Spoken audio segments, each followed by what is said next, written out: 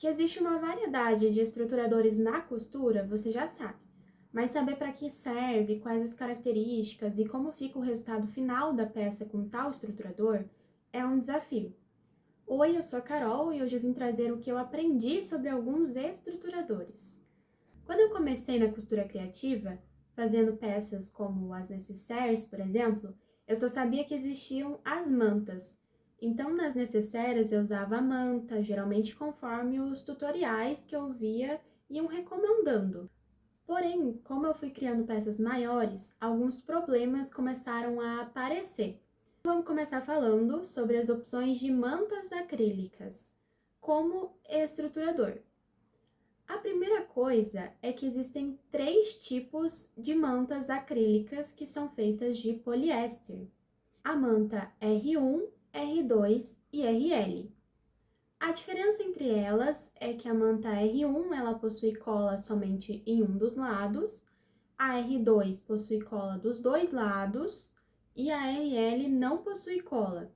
Como eu trabalho mais com a manta R1 aqui no ateliê, eu trouxe um pedacinho para vocês darem uma olhada. Em um dos lados, a manta tem um aspecto mais áspero, que é esse lado aí, e do outro lado, um aspecto mais fofinho. Vocês conseguem ver a diferença? O lado mais áspero é o lado que tem cola e o lado mais fofinho é o lado sem cola.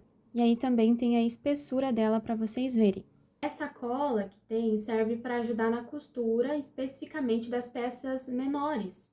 E ela é ativada com o ferro quente.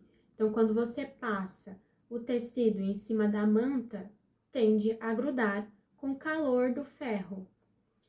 Essas mantas ajudam a dar firmeza nas peças, mas tem um aspecto mais macio.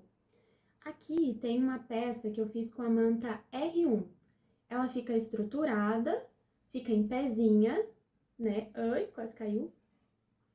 Ela fica em pezinha e dá uma estrutura legal para a peça. A manta R2, ela é um pouco mais firme. Ela dá uma firmeza maior, né? Mais rígida, garantindo um acabamento um pouco mais firme. Mas a manta R1 e R2 na peça não dá muita diferença, assim, fica um pouco, apresenta um pouco mais de rigidez, mas essa peça que eu mostrei não foge muito, assim. Já a manta RL, ela é aquela bem mais macia, quando você aperta ela fica fofinha. É quase que como um enchimento, sabe? Quando você aperta fica fofinho. E um defeito é que dependendo do tecido que você usa, se tem uma trama um pouco mais aberta, ela começa a soltar pelinhos, solta uns fiapinhos da manta na peça. Eu tenho uma peça aqui que eu fiz e eu vou tentar mostrar pra vocês como que fica. Aqui ela tem coisa dentro, mas ela fica uma peça mais maciazinha. E os fiapinhos, não sei se vocês vão conseguir ver, soltam uns fiapinhos. Fica parecendo uns fiapinhos, assim, uns fiozinhos da própria manta na peça. Essa aqui é a manta RL.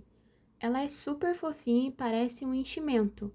A espessura também é um pouco mais grossa, por não ter o lado que é um pouco mais áspero, né? Os dois lados são fofinhos. Então, não tem cola. Aí dá pra ver que ela é bem macia.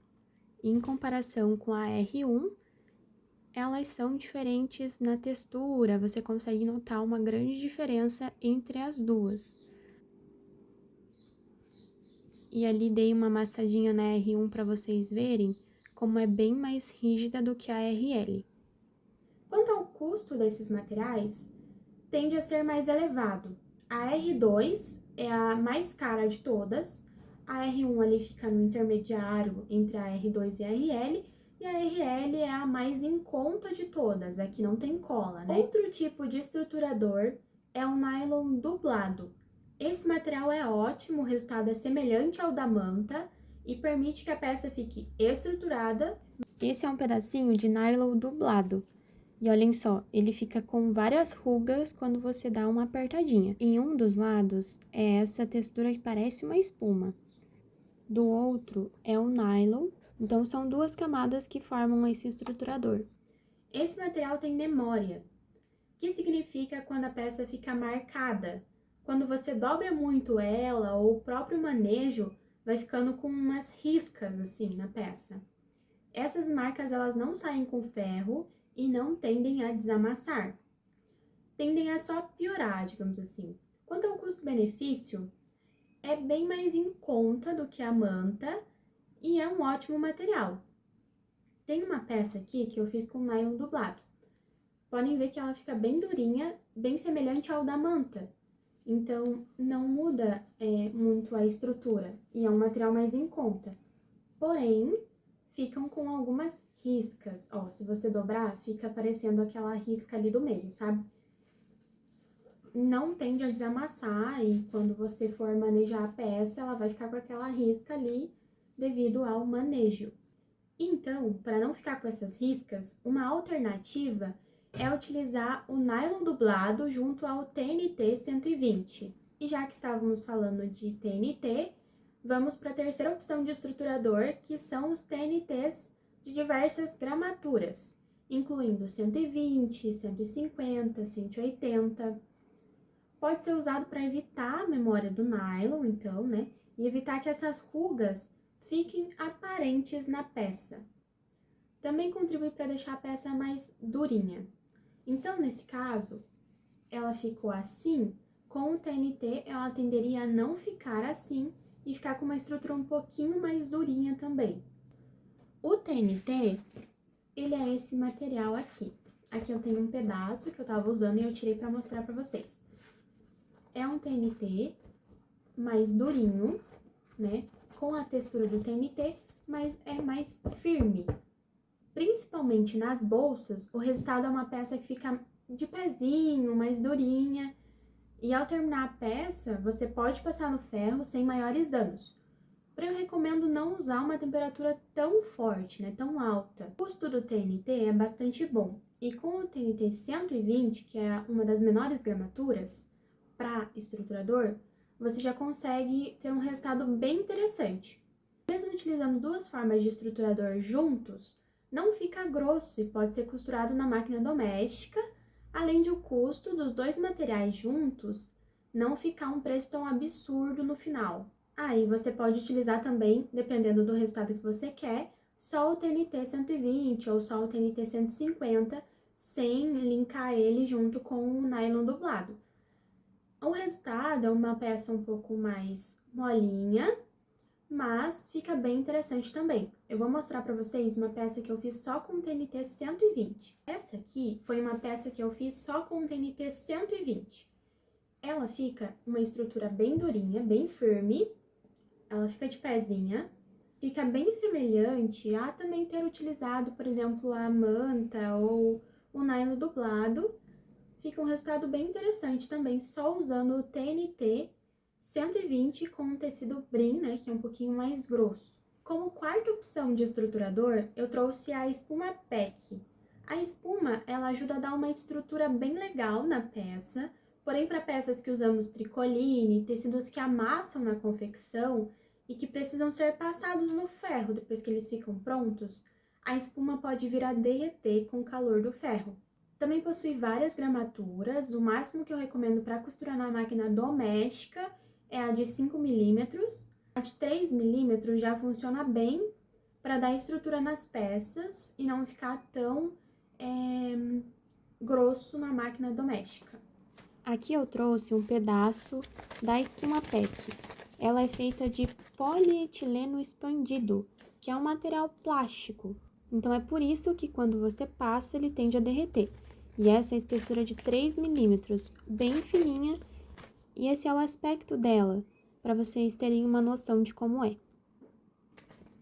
Outra questão importante é que quando vamos costurar somente a espuma na máquina doméstica, ela não desliza e, consequentemente, não costura. Então, uma solução é utilizar o TNT junto com a espuma.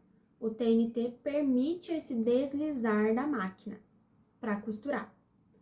Quanto ao custo, varia conforme a gramatura, mas é um custo bem ok, assim, para utilizar com o TNT, também não encarece tanto quanto o valor de uma manta acrílica, por exemplo.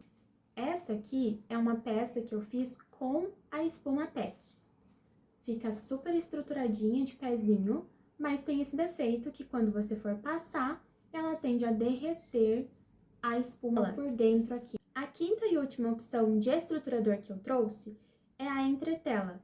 Existem vários tipos de entretelas termocolantes, que colam também com o calor do ferro, entretelas de algodão, entretelas de malha, entretela hidrossolúvel, que sai quando você lava. Cada uma possui a sua funcionalidade. Por exemplo, a hidrossolúvel, ela é geralmente usada para bordados. Mas no caso de estruturadores, nós podemos pensar na entretela termocolante de algodão, que não saem ao lavar e garante uma estrutura na peça.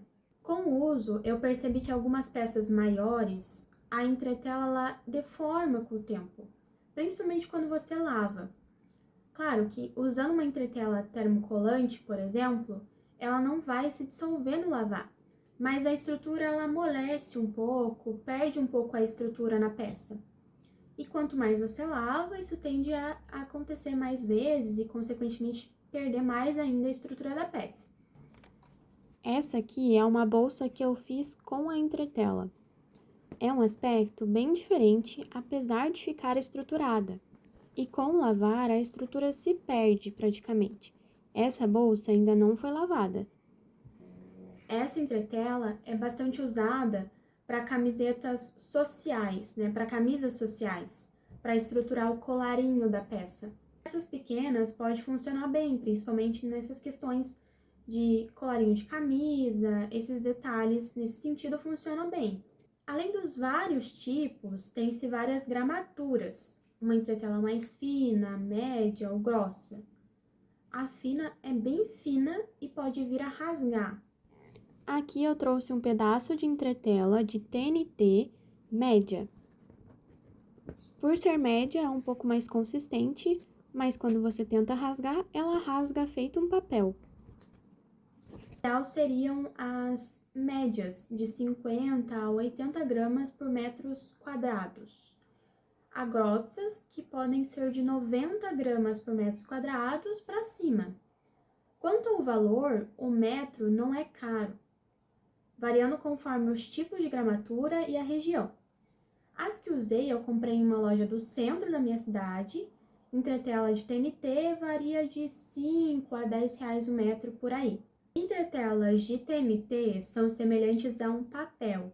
As de algodão, malha, são tecidos. Bom, eu espero que eu tenha ajudado você a decidir qual estruturador utilizar nas suas peças.